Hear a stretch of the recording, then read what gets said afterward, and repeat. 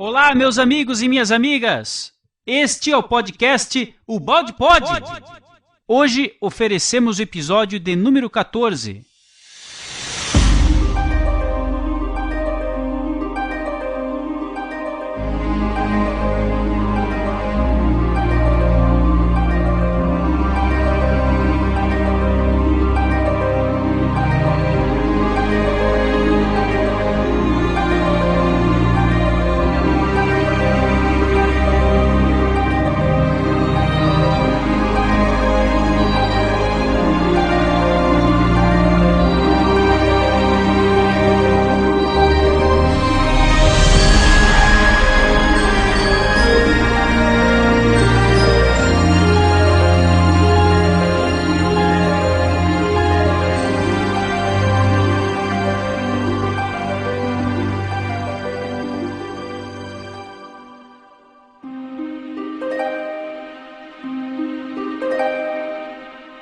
Olá, meus amigos e minhas amigas, aqui é o Tom de Porto Alegre.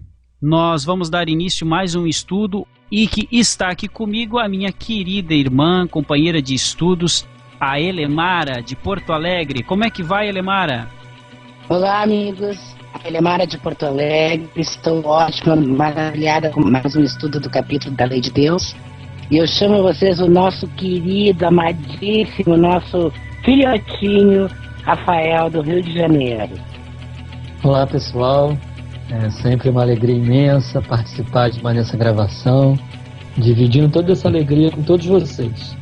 Eu chamo meu grande amigo, querido Sérgio de Angra dos Reis. Olá, amigos. Também muito feliz por mais uma vez estarmos aqui nos encontrando para podermos aprofundar, nessa obra maravilhosa do nosso querido professor Balde. Levar esses minutinhos de reflexão e muito feliz por poder chamar agora o meu amigo Neto, da Paraíba, Taperoá, o grande Neto. Tá contigo, querido. Olá, meus queridos amigos. Também é uma grande alegria estar aqui com vocês. É uma pena que a Gi não pôde estar hoje para fazer a nossa leitura, mas eu tenho uma surpresa aí para todos vocês e para os nossos ouvintes. Quero convidar a nossa amiga Adriana, lá da Itália, que participou do Balde Pod 13, junto com a Teca. É ela quem vai fazer a nossa leitura de hoje. E aí, Adriana, como é que você está? Olá, pessoal. Estou muito bem, Neto, e muito feliz de poder estar aqui, mais uma vez, participando com vocês. Beijo em todos. Ok, Adriana. E que responsabilidade em assumir a voz da Gi. Mas vamos lá. Segue aí, Tom. Este é mais um podcast do Portal Pensar e hoje faremos o estudo do capítulo número 14, intitulado Escola da Vida, da obra A Lei de Deus, do professor Pietro Baldi. Agora vamos aos nossos recados e logo retornamos. Alô, amigos do Portal Pensar, aqui quem fala é Adriana Eger, de Igrejinha, do interior do Rio Grande do Sul, Eu quero mandar um abraço para toda a família do Portal Pensar, a todos os amigos que estão fazendo esse projeto acontecer. E eu tenho acompanhado vocês, suas reflexões, e quero parabenizar o clima de concórdia, de humildade, e ao mesmo tempo de instrução que vocês passam para nós. E sempre me lembro de Edivaldo falando que a gente deve estar sempre estudando. O Espiritismo é uma doutrina confortadora, mas é também uma doutrina de cultura. E eu comecei a ler o Balde a partir de uma conversa com o amigo Guilherme lá no Retiro, em Belo Horizonte, de amigos do Portal Ser, do Pode Ser. E simplesmente, assim, me apaixonei pela obra do Balde, o conteúdo elevado. E outra coisa que é importante é o estudo em grupo, É a melhor forma de aprendizado. E eu me lembro de um provérbio africano que diz: se você quiser ir rápido, vá sozinho. Mas se você quiser ir longe, vá em grupo. Então é assim, é bom estar vendo você estudando e estar caminhando com você. E eu quero dizer que fiquei muito emocionada com o último Pode Pensar, o 17, que estudou o capítulo 13, sobretudo pela participação das meninas aí direto da Itália, de Foligno, com os barulhos do campo, com os animais no fundo. E eu penso que vocês estavam divinamente inspirados, todos vocês. porque estava maravilhoso, o clima estava muito bom, dava para sentir a psicosfera desse podcast. E um grande abraço para vocês, um beijo no coração de todos, direto aqui do Sul, do Rio Grande do Sul. Um grande beijo em vocês. Beijo no coração de todos que estão ouvindo também. Um abraço. Muito obrigado, Adriana, pelo seu depoimento.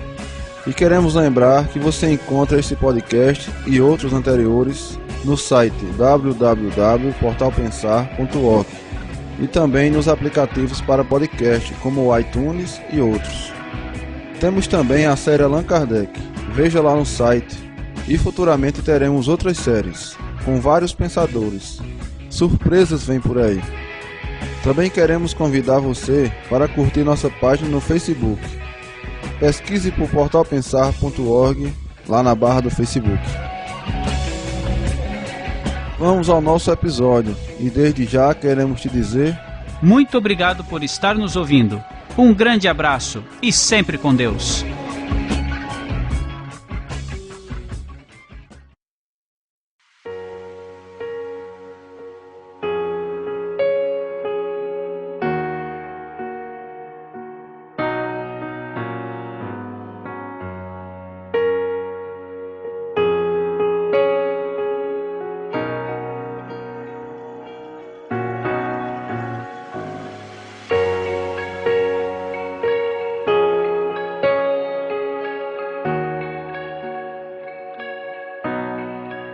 Escola da Vida.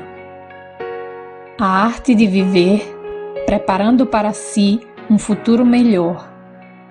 Erros e dores nos ensinam muitas coisas.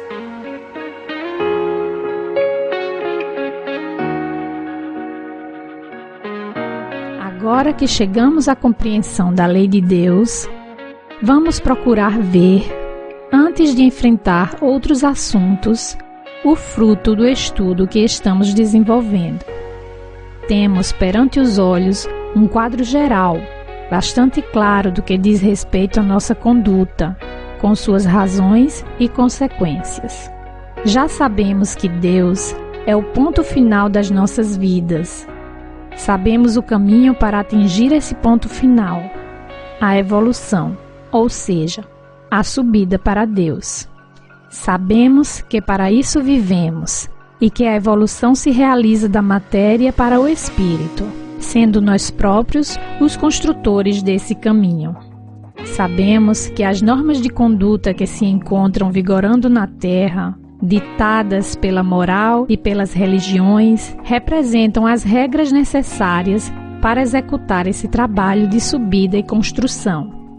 Quem tiver compreendido o que explicamos, pode agora viver orientado no seio do funcionamento orgânico do universo. Não viajará mais ao acaso, nas trevas, pois terá nas mãos a bússola, cuja agulha lhe indicará o polo magnético em relação ao qual terá de orientar-se. E não há quem não perceba como é mais vantajoso viajar orientado no grande mar da vida, em vez de andar perdido ao sabor das ondas. Isso é tanto mais conveniente quando a função das normas de boa conduta, ditadas pela moral e pelas religiões, é precisamente a de evitar-nos erros, excessos, desvios, causadores da dor.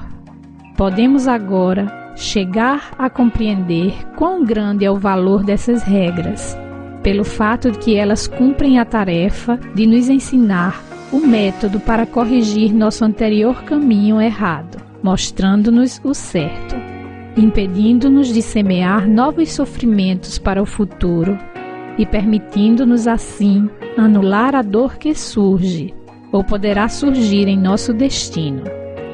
Essas regras podem representar o remédio amargo que, porém, é bom engolir, porque nos cura a doença. Temos falado de fatalidade do destino. Veremos aqui como ele está em nossas mãos e como temos a possibilidade de endireitá-lo e dirigi-lo para onde quisermos. Se adotamos um bom comportamento e se não cometemos mais erros violando a lei, vemos que está ao nosso alcance criar para nós destinos sempre menos duros, porque estarão menos carregados de erros a corrigir e culpas a expiar. Eis a conclusão otimista que eu desejaria não fosse esquecida por ninguém. Está em nossas mãos o poder de criar nossa felicidade. Essa convicção representa o fruto de nossa conversa, fruto que entrego aos meus amigos para o seu próprio bem.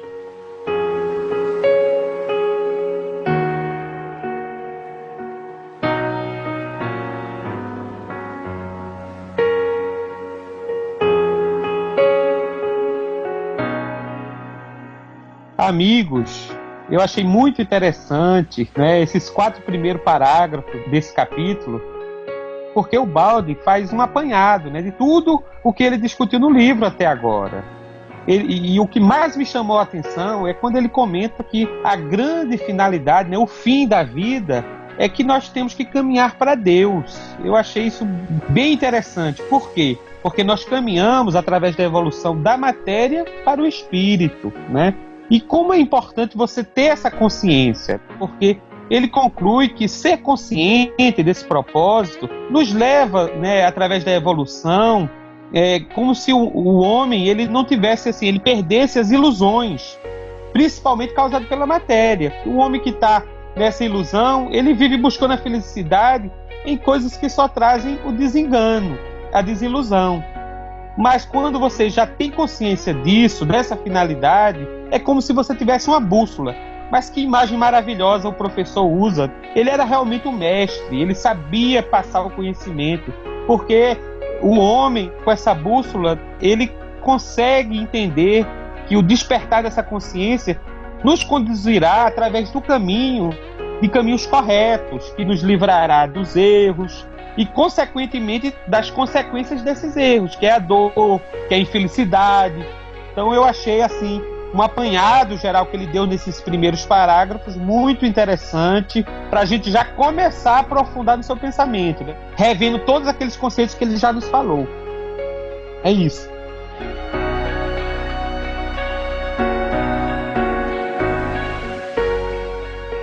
O Sérgio comentou bem.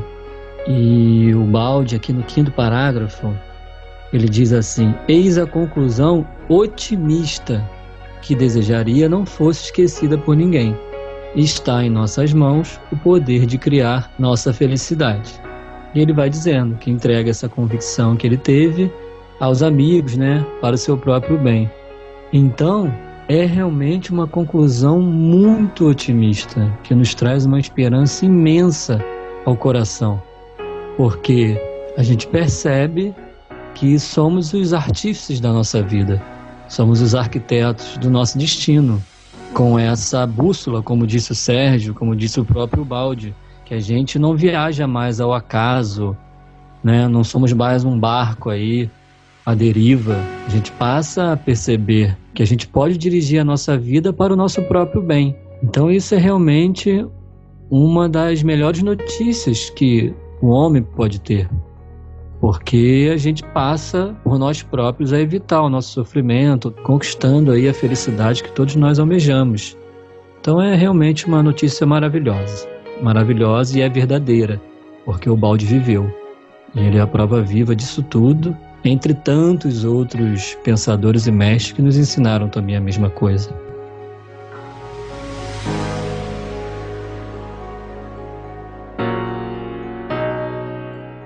Realmente, Rafael, a bússola que o professor Ubaldi nos apresenta, ela é realmente um caminho que nos deixa muito bem orientado, né, nesse mar da vida, apesar de muitos ainda não compreenderem, mas aos poucos a gente vai chegando lá, e com esse trabalho que nós estamos realizando aqui, de maneira simples, tentando levar a mais corações sensíveis a informação de Pietro Baldi, nós vamos conquistando mais amigos, e aos poucos a gente vai observando também como as pessoas vão conseguindo observar e se movimentar melhor, né, nesta oportunidade aqui na Terra.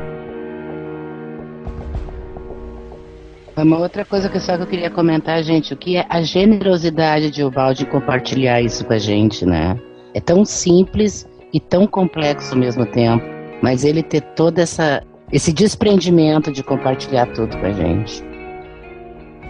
Nossa, Eli, você falou uma coisa muito bacana, muito importante que você falou. A generosidade, a bondade dele de compartilhar isso conosco, né? Dedicou a vida dele e da família dele, né? Para que essa obra chegasse aos nossos ouvidos hoje, aos nossos olhos. A gente tem aqui a alegria, né? Que descobrimos, que recebemos esse presente de chamar mais amigos, como disse o Tom agora, para participar com a gente disso.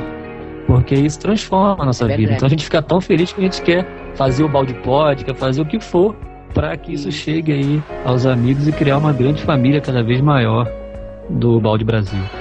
E quantas vezes, Rafael, ele abriu mão da família para poder partilhar, para poder justamente ter essas ideias e partilhar com toda a humanidade isso. Então, ele botou o conhecimento dos outros, do resto da humanidade, em prol da família, né? Quantas vezes ele pode ter aberto mão o convívio com a família para isso?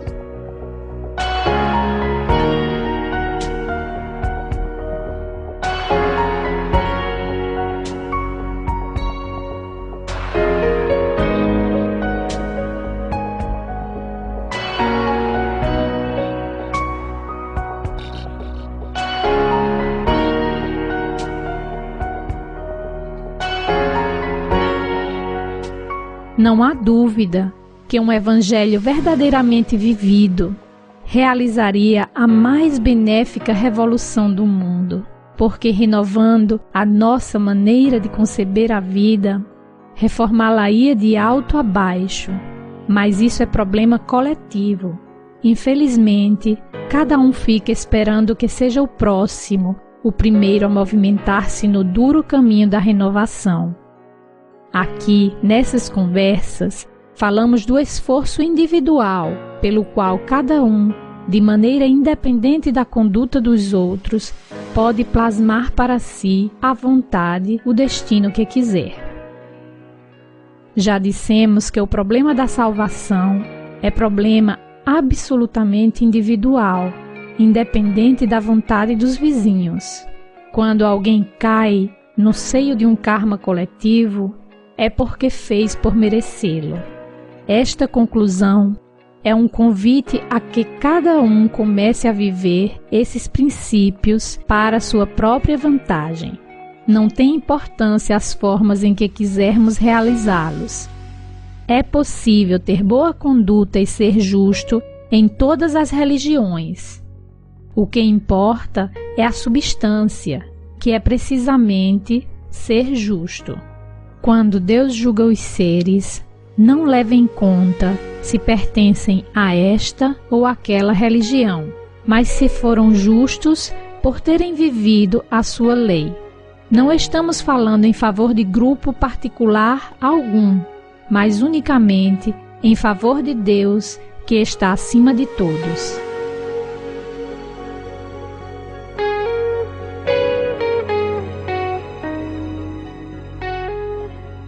Meus amigos, eu não sei se o nosso amigo Sérgio de Angra dos Reis vai falar sobre esse aspecto que eu gostaria de tocar aqui, mas já vou quase que passando a bola para o Sérgio. É o seguinte, o professor ele fala que nós podemos plasmar para nós à vontade, independente da conduta dos outros. E que à medida que nós plasmemos, o que é esse plasmar? Será, hein, Sérgio? Será que é os nossos pensamentos, onde nós nos fixamos com a quantidade de pensamentos de mais alto padrão? Né? O que é que você acha que o professor quis falar aí verdadeiramente, meu amigo Sérgio?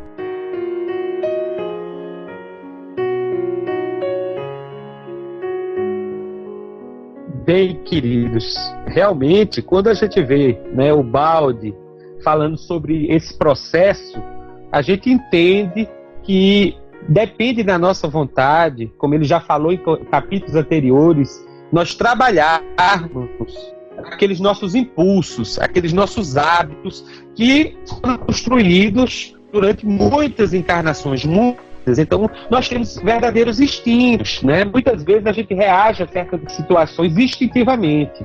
Está gravado na nossa consciência esses hábitos e a gente pode mudar. Se a gente sabe que um hábito é ruim, eu respondo com violência toda vez que alguém me agride, eu posso passar, através da minha vontade, a plasmar um hábito diferente, a agir de outra forma. Por isso que o Ubaldi fala sobre o Evangelho, né, sobre a vivência do Evangelho. Nesse parágrafo ele começa assim, falando que para viver o Evangelho, a gente tem que fazer esse esforço. E o que me chama muita atenção, né, no final do parágrafo, é quando o Ubaldi fala que Deus, ele não julga os seres de acordo com a religião a que pertencem, né? Mais uma vez o Ubaldi mostrando que não tem essa veia sectarista de segregar as pessoas, que na realidade Deus, se as pessoas forem justas, eles terão vivido segundo a lei de Deus. Então, vendo e lendo essa frase, não tem como não lembrar de Paulo apóstolo, que em diversas cartas ele afirma que o justo viverá pela fé. Então, na carta de Romanos, em Gálatas e em Hebreus, tem essa frase. E que, na verdade, Paulo ele não criou a frase. É uma frase que tem desde o Antigo Testamento, o profeta Abacuque, ele fala isso, o justo viverá pela fé. Mas é importante a gente entender o significado, porque muitas escolas cristãs que fazem uma leitura literal da Bíblia, elas defendem que o justo é aquela pessoa que segue as regras da religião, os ritos religiosos. Uma pessoa que se diz cristã é porque ela lê a Bíblia, ela paga o dízimo na igreja, ela anda com certa roupa. E na realidade não foi isso que Paulo quis dizer, né? Se nós pegarmos a tradução, né, do hebraico corretamente, a gente vai entender que a palavra fé, que em hebraico significa emuná, em grego é pistis, e latim é fides, ela quer dizer não apenas crença ou acreditar, mas ela também significa fidelidade. Então logo, Paulo estava ensinando que o homem justo, ele viverá em fidelidade a Deus. Ele viverá em fidelidade à lei de Deus, né, ao pensamento divino. E foi isso que o Ubaldi nos diz. Não interessa as fórmulas exteriores, interessa a essência. O homem justo é aquele que vive segundo a lei de Deus. Portanto, amigos, ser justo na Bíblia, na realidade, significa um homem que se ajusta à lei de Deus. Por isso que o Ubaldi nos assevera, né, que independente do credo religioso, cristão, muçulmano, hindu, budista, se o homem cumprir as leis divinas, não só as materiais, mas as leis morais, ele é um justo. E é isso, amigos.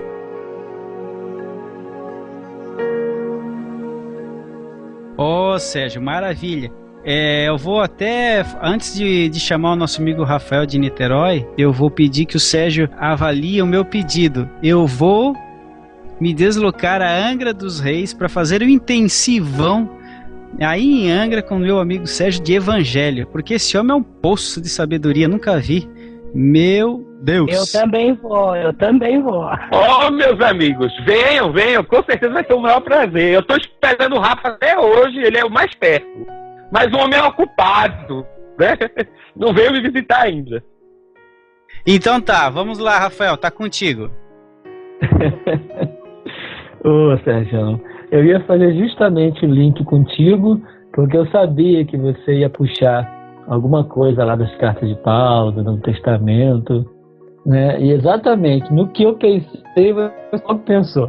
Então nós pensamos juntos, surfamos aqui na mesma Nouri quando você puxou o texto de Paulo. O que eu queria dizer é que é sempre preciso recordar que o Evangelho, com o Ubaldi, não tem uma conotação de bandeira religiosa. A gente sabe disso. Com o Ubaldi, o Evangelho é uma lei biológica, é uma lei natural. Então, não importa se você é cristão ou não, não importa qual a religião cristã ou não que você professa. Ubaldi, ele trata do Evangelho como uma ética universal, como princípios de vida. em sendo Cristo o maior homem ético, moral que já existiu na face da Terra. Então por isso que ele diz ali na frente, né, ele repete que é importante que você seja justo, que você tenha boa conduta, independente da religião que você tem ou não. O que importa é realmente a substância, né? O que importa é que você seja justo. Então, quando se fala isso, de conduta moral, de evangelho, de cristianismo, não é pieguismo, não é sermão. Isso tudo tem uma conotação científica, tem uma conotação íntima em nosso ser. Quando a gente pensa uma coisa boa, isso reflete em todo o nosso corpo biológico e nos dá a sensação de bem-estar. Isso irradia ao redor, influencia os outros, influencia o ambiente, influencia a humanidade inteira. Então não é questão só religiosa, de bandeira religiosa, de pieguismo, disso ou daquilo, não. É questão científica. É questão que quando o homem realmente compreender que viver no bem evolui toda uma coletividade, evolui a si mesmo, tudo muda. Por isso a importância de Ubaldi trazer esse contexto de evangelho como lei natural biológica.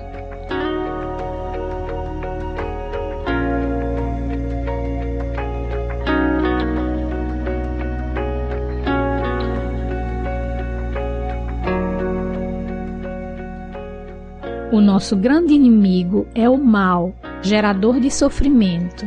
Aqui estamos explicando a arte de vencer o mal, porque só assim se pode destruir a dor. Agora podemos compreender a mecânica desta arte. Ela nos garante que, não cometendo mais erros, a dor pode ser evitada e a felicidade atingida. Essa arte de saber viver com conhecimento representa uma verdadeira ciência que a humanidade mais evoluída do futuro vai descobrir e aplicar. A maioria vê somente os efeitos imediatos e não olha à distância. Por isso não acredita que seja possível atingir esses resultados.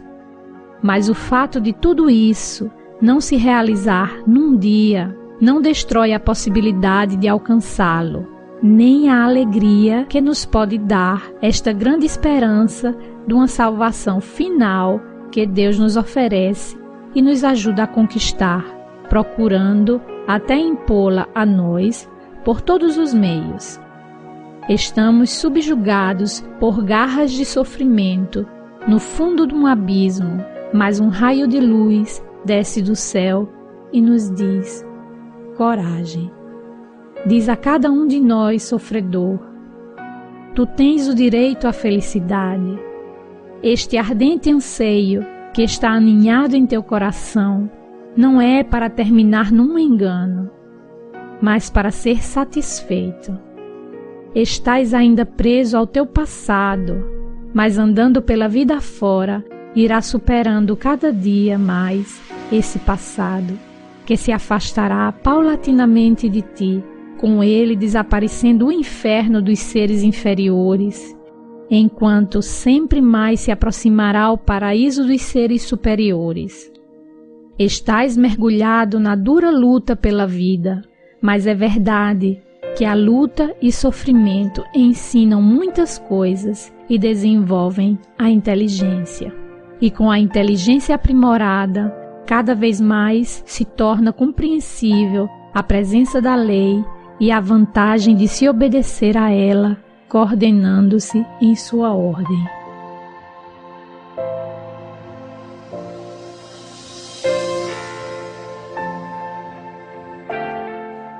Deixa eu chamar a atenção do amigo ouvinte que em diversas ocasiões dessa obra eu destaco frases que fazem total diferença da maneira com que o professor Ubaldi apresenta a nossa humanidade no futuro. E vejam só, meus amigos, assim que começa esse parágrafo, ele fala que o que nós estamos vendo ali, estudando, né, vamos estudar no decorrer das suas obras, é uma verdadeira ciência que a humanidade do futuro mais evoluída vai descobrir e aplicar. A gente faz aqui uma ideia ainda muito acanhada do que é que vai se transformar essa humanidade que vai reconhecer, saber como aplicar a sua conduta diária no bem coletivo, né? No funcionamento de uma sociedade orgânica de fato. Isso te chama atenção também em alguma coisa, Elemara? Sim, Tom. Na questão 1009 do Livro dos Espíritos, em que se fala da duração de penas futuras, em que é perguntado se as penas nossas são eternas. E é óbvio que Deus, sendo justo e bom, não poderia aplicar uma pena ad eterno para seus filhos, né? Aí seria totalmente incoerente. E é meio que fala aqui o capítulo, nessa coisa quando ele chama a gente a ter coragem, nós sofredores, que um dia tudo vai acabar. Nós temos o direito à felicidade, que um dia tudo acaba, tudo é superado. Muito bem, exatamente. Obrigado.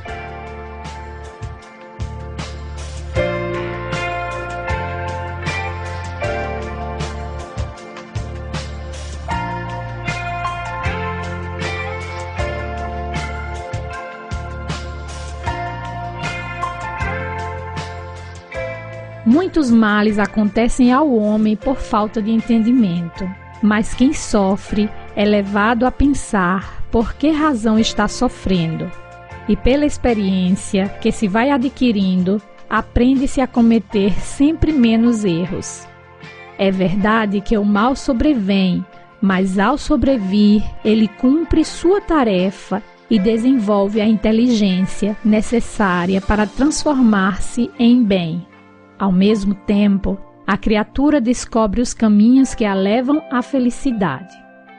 Quando o homem faz o mal, o faz por ignorância, pensando que prejudicando seu próximo pode beneficiar-se, sem saber que, pelo contrário, só consegue prejudicar-se. Por isso, é um dever esclarecer os mistérios, iluminar as mentes e orientar o próximo. Ficar na ignorância significa permanecer nos níveis mais baixos da vida, cheios de erros, ferocidades e sofrimentos.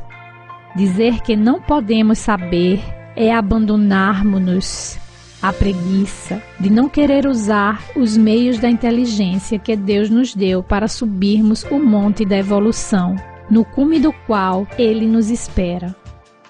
Deixar de abrir os olhos para ver e fazer pesquisas para compreender e instruir-se é parar inerte perante o mistério, sem desejar e procurar descerrar as portas fechadas do conhecimento. Tudo isto significa não querer conquistar uma vida melhor, próxima de Deus. Dizer, como muitos o fazem, que os grandes problemas do ser não são solúveis. Significa querer aceitar para sempre uma condição de inferioridade dolorosa, cheia de males e perigos. O fato de não se ter interesse nesses problemas é declarar o fracasso da inteligência, é renunciar ao progresso e perder toda a esperança de salvação. O que acontece então? São muitos a buscarem somente vantagem imediata, satisfação efêmera. Aconteça depois o que acontecer. Poucos sabem alguma coisa a respeito desses problemas, com a necessária certeza. Só consideram positivo o que podem agarrar com as mãos.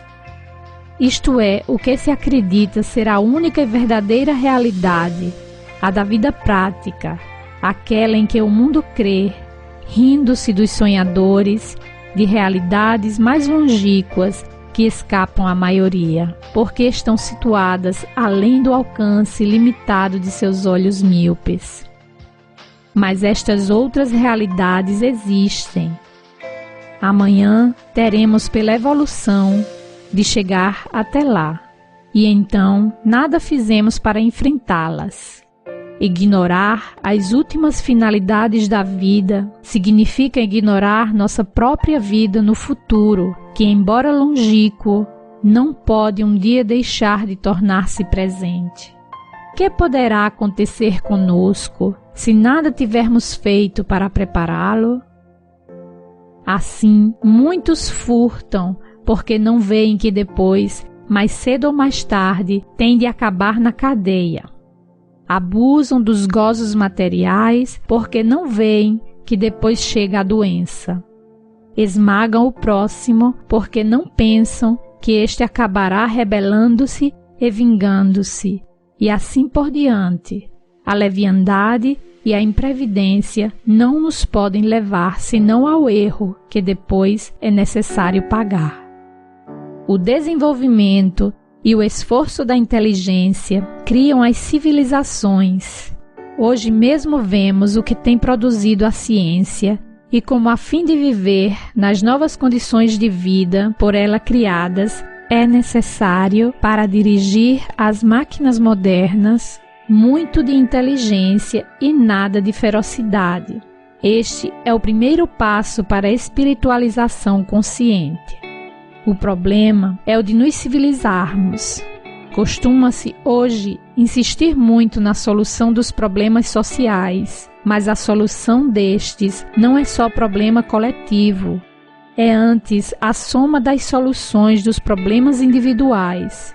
Se quisermos progredir, é necessário começar, antes de tudo, a tomar esta direção, cada um por sua conta, e a vantagem virá primeiro para quem primeiro fizer.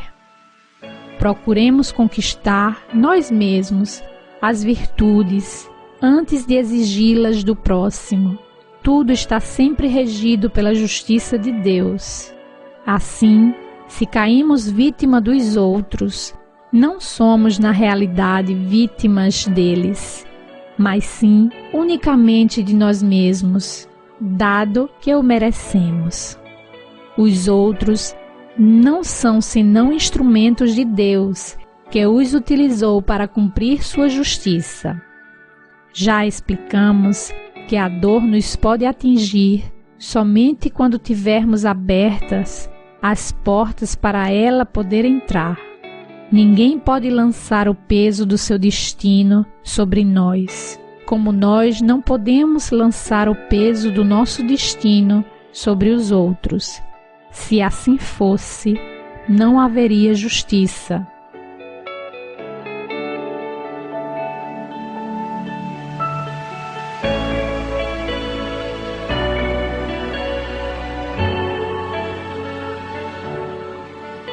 Amigo ouvinte, chegando ao final desse 10º parágrafo, eu gostaria de fazer a seguinte pergunta ao nosso amigo Rafael. Talvez ele vá abordar essa questão também, mas quando o professor coloca que ninguém pode lançar o peso do seu destino sobre nós, e também, em contrapartida, nós não podemos lançar o peso do nosso destino sobre os outros, eu lembro que eu faço uma análise, de minha mesmo, Rafael, que como é difícil nós vivermos o agora e mais, pensarmos no futuro.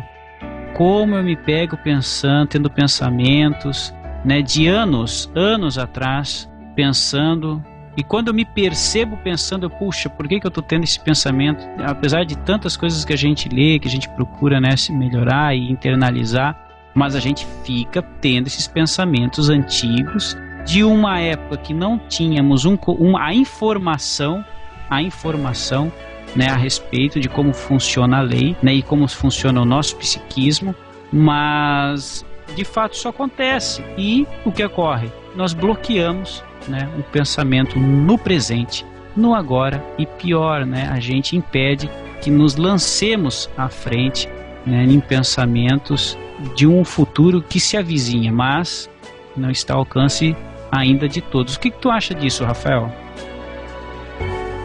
Exatamente, o seu comentário já é aí uma grande orientação, porque, como diz o nosso querido Dr. Maurício Crispim, tem pensamento em nós que já faz aniversário, tem pensamento que está na nossa mente há 30 anos, desde a nossa infância, tem hábitos que a gente acumula ao longo de décadas e isso continua hoje refletindo em nós.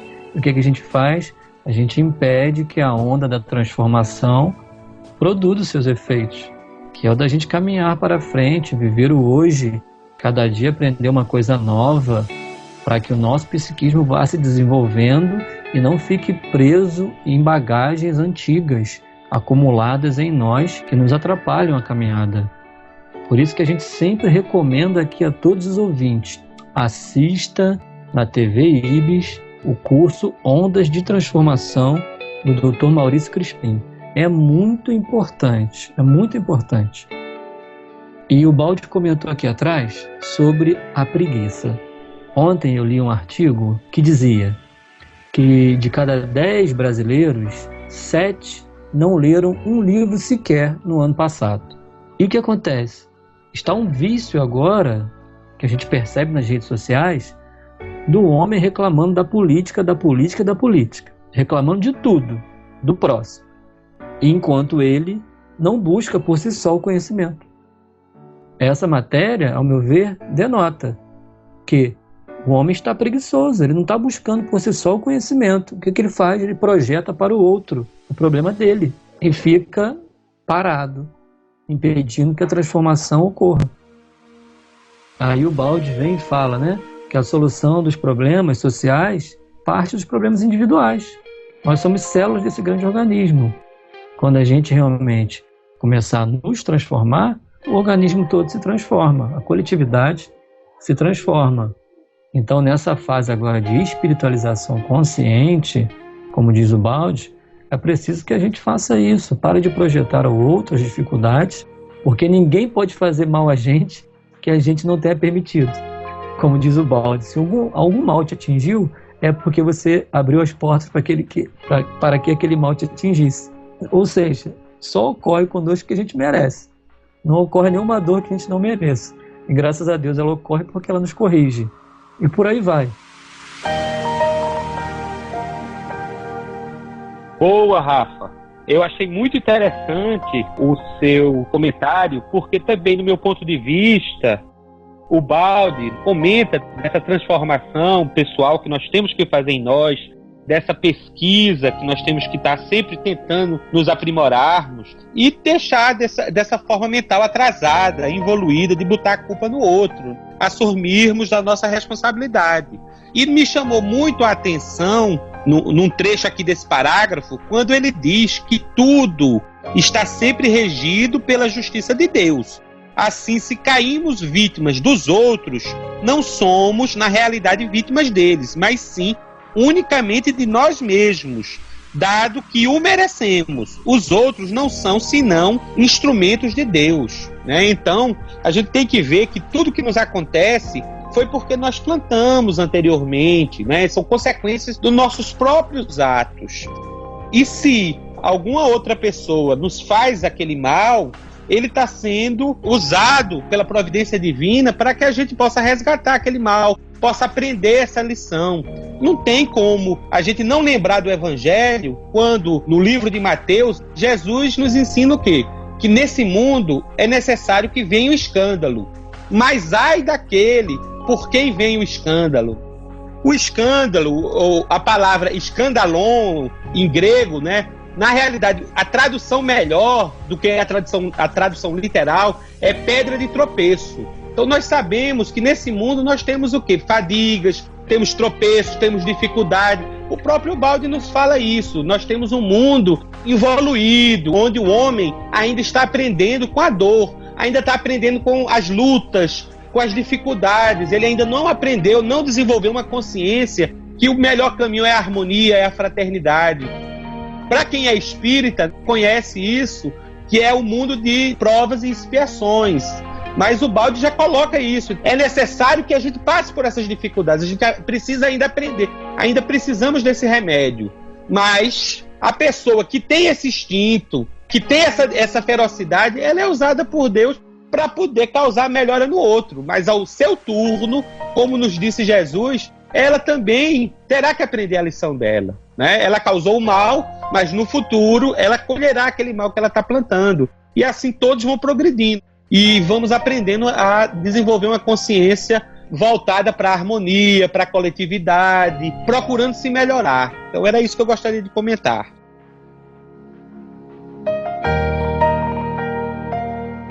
Perfeito, meu amigo Sérgio. E para você, amigo ouvinte, que chegou até esse ponto aqui, agora vai receber um prêmio, um presentinho.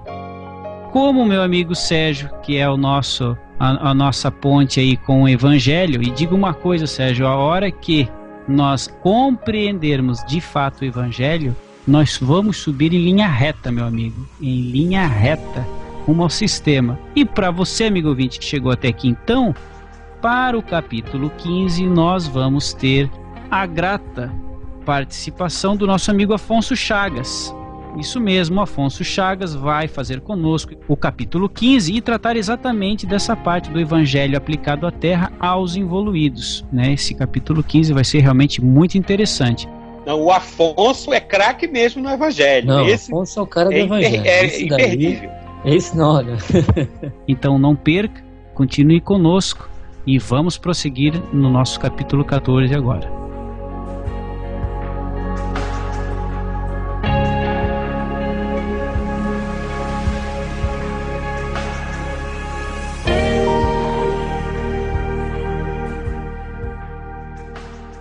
Não é acusando o próximo de desonestidade que se pode provar a honestidade própria.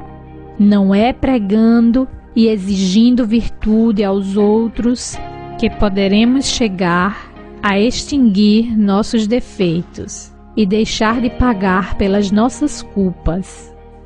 Cada um está sozinho perante Deus e tem de prestar contas sozinho dos seus atos, conforme as responsabilidades que lhe cabem.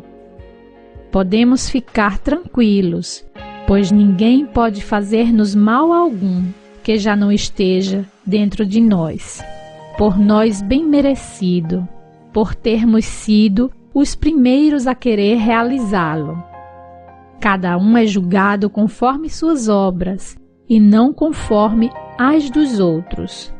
Tudo na lei de Deus é sempre justiça, e não há má vontade e prepotência humana que possam impor-se à lei. O que reina soberano, apesar das aparências do momento, é sempre a justiça. O que vale e resolve é a nossa posição perante Deus. Julgue o mundo como quiser, porque em todos os casos ninguém pode fazer nada mais que não seja a vontade de Deus. Assim, vamos errando, mas com isso mesmo, aprendendo sempre mais o que parece ser um mal, é ao mesmo tempo um remédio que nos leva para o bem, porque o erro, excitando a reação da lei, nos ensina a não errar mais. Assim, pelo muito julgar e agir de maneira errada, aprendemos a julgar e agir de maneira certa. E os julgamentos, que deveriam ser o resultado da compreensão, mas são feitos sem ela, acabam por levar-nos à compreensão. A lei é uma regra de vida estabelecida por Deus. O homem é um menino que tem de aprender. Mas quando um menino precisa aprender a andar, nós não fazemos para ele um curso sobre a arte de andar. Deixamo-lo experimentar e cair, porque sabemos que só à força de muitas quedas ele pode aprender a não cair mais.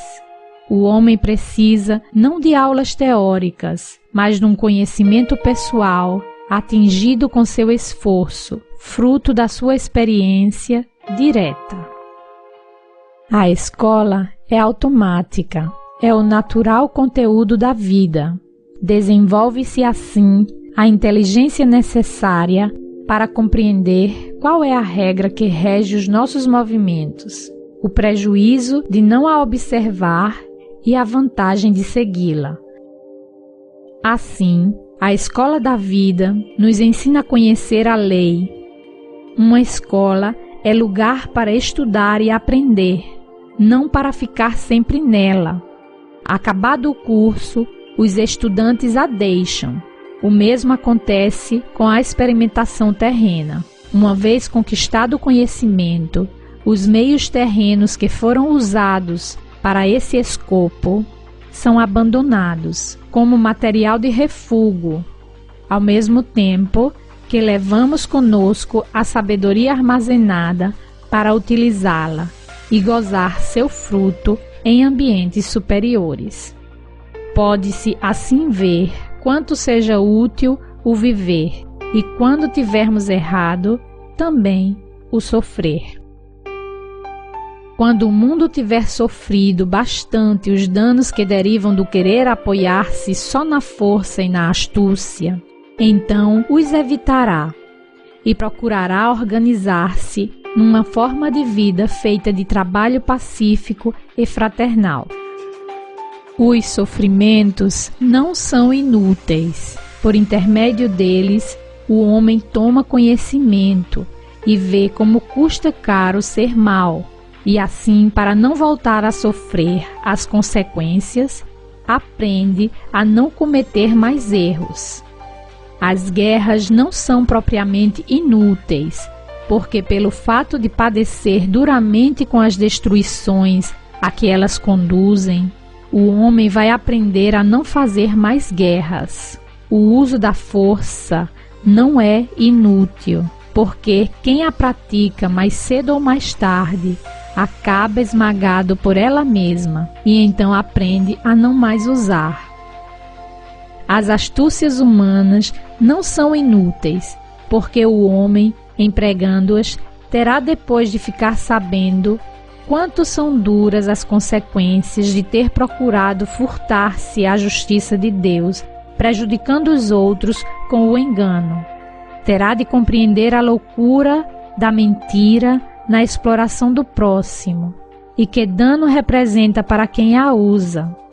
Os atritos das rivalidades e as competições humanas na luta pela vida não são inúteis, porque nos levam a conhecer-nos uns aos outros, a fim de chegarmos à construção daquela grande obra de engenharia biológica que será o organismo da sociedade humana. A lei repete, ricocheteando como um eco, o que lhe queremos enviar.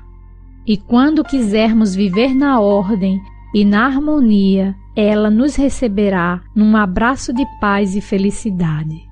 Muito o homem terá de andar por este caminho da experimentação, até que, com seu esforço, faça nascer a nova raça do porvir, a raça dos honestos inteligentes que conhecem a lei e obedecem a Deus.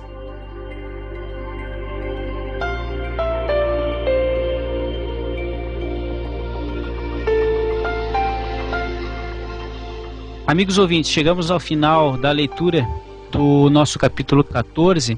Uma coisa que me chama a atenção é como as pessoas têm dificuldade em compreender, ou ao melhor, em fazer o devido ajuste da lei de destruição. Para quem é espírita e já estudou o livro dos Espíritos, tem esta lei lá dentro, a chamada lei de destruição, mas que parece que, independente de se você for espírita, tá ok? Mas no que a gente não compreende, né? E aqui o professor Ubaldi, ele faz uma profecia, exatamente isso, uma profecia e também um esclarecimento, né? Porque vejam a maneira lúcida, serena que esse homem ele consegue observar as mazelas da humanidade. Quando a guerra não são propriamente inúteis, né? Quando nós lançamos em competições humanas de luta pela vida, isso também não é inútil. E ele explica o porquê, mas não é só ele que explica o porquê. O professor Rivail, conhecido como Allan Kardec, também explica muito bem isso aí. Mas os estudiosos, filósofos, né, e quem estuda realmente esses professores, parece-me que não lançam esse olhar, esse olhar que esses mestres, esses professores nos alertaram. O que você acha disso, Sérgio? Não sei se você vai comentar sobre isso, mas isso é uma coisa que há algum tempo eu já queria comentar com vocês.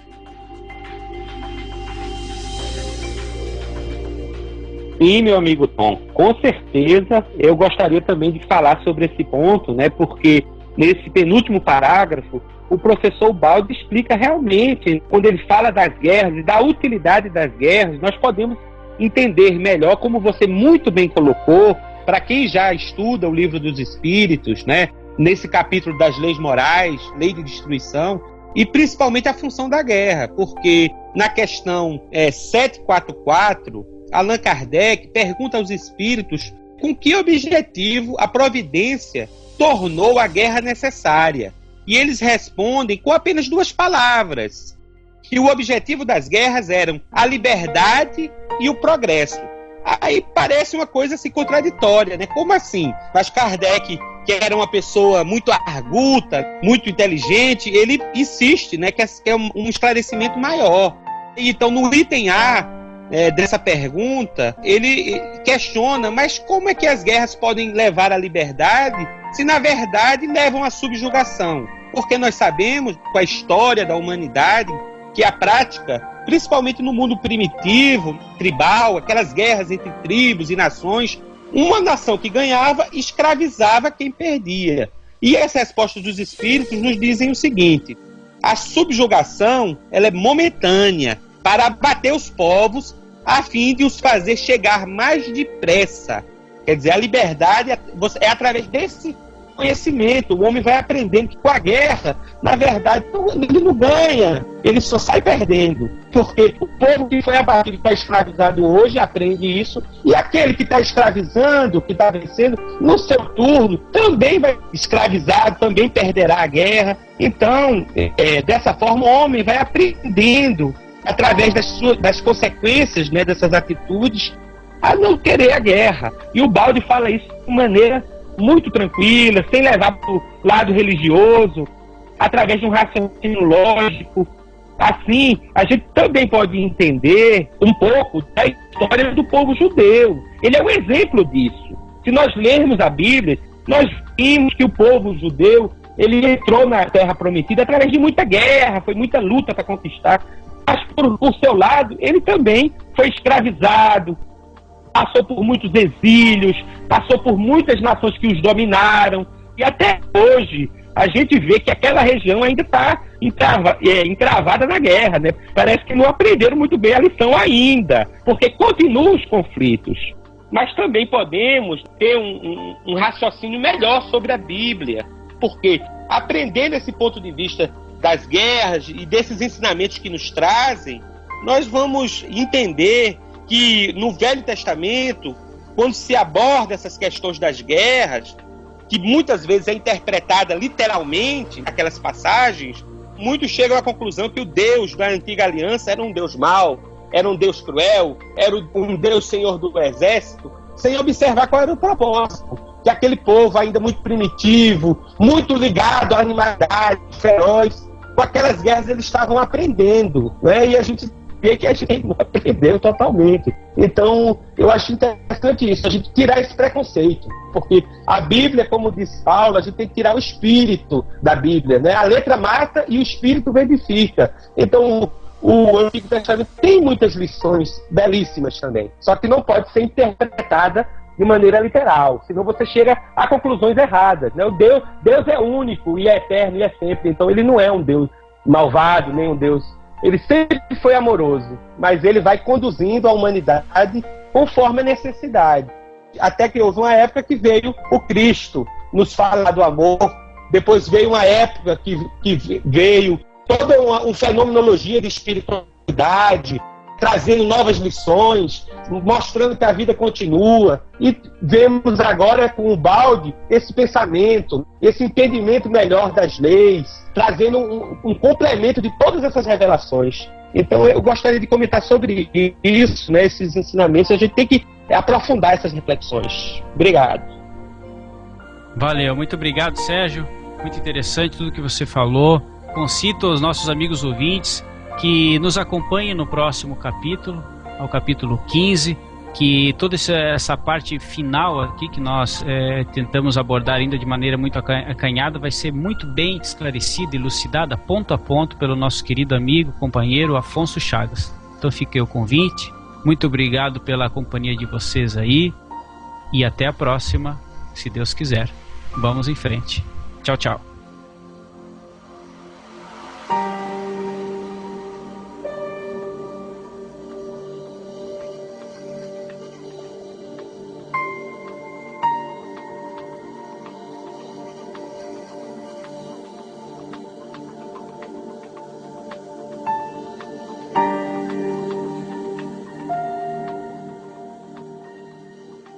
Opa, Tom, antes de terminar, eu queria perguntar para a Adriana como foi a sensação aqui de substituir a voz da Gi. E também dizer para os nossos ouvintes que a Adriana é uma bela cantora. Então eu queria que ela terminasse o nosso podcast cantando aquela música que ela fez, mais o Fábio Damasceno, falando sobre o Portal Pensar. Eu fiquei muito feliz com o convite de vocês. Para mim foi uma honra participar mais uma vez e ainda mais para substituir a voz maravilhosa e doce da Gi. Agradeço de coração e sempre que vocês precisarem é só me chamar. No mais, o que dizer? Vamos cantar?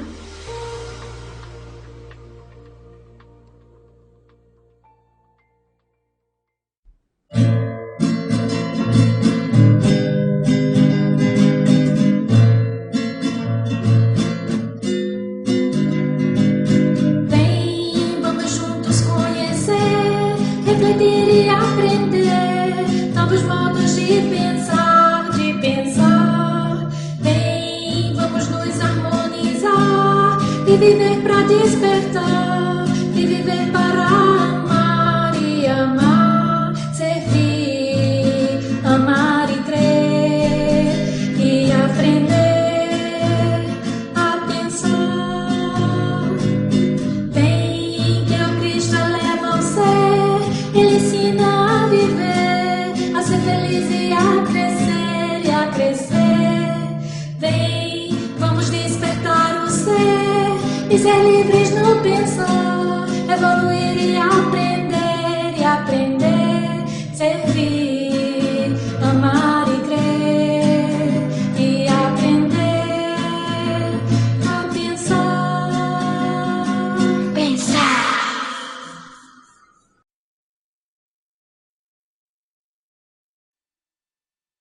Olá, meus amigos e minhas amigas!